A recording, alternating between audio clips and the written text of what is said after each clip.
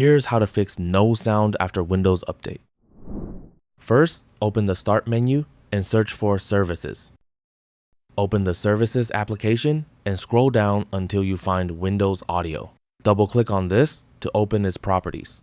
Make sure the startup type is set to Automatic. Also, check that the service status is set to Running. If the service isn't running, click Start. Then select Apply and OK to save the changes. Next, right-click on Windows Audio again and select Restart. Once you've done that, go to your desktop and right-click the volume icon on your taskbar and select Sound Settings. Under the Output section, choose the device you want to use for audio. This could be your laptop speakers, external speakers, or headphones. Also, make sure the volume slider is turned up. Now, test your audio to see if the problem has been fixed. If you still don't have any sound, open the Start menu and search for Device Manager. Open Device Manager and expand Sound, Video, and Game Controllers.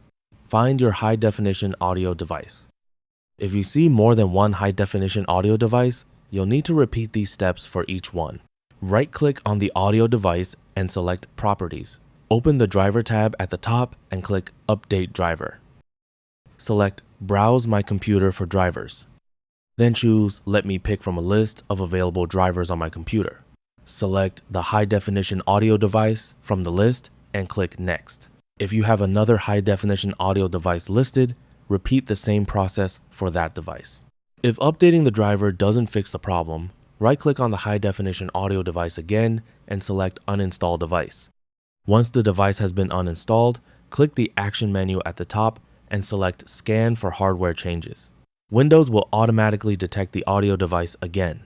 Finally, restart your computer and check whether your sound is working normally again. And that's it. That's all for this video. Thanks.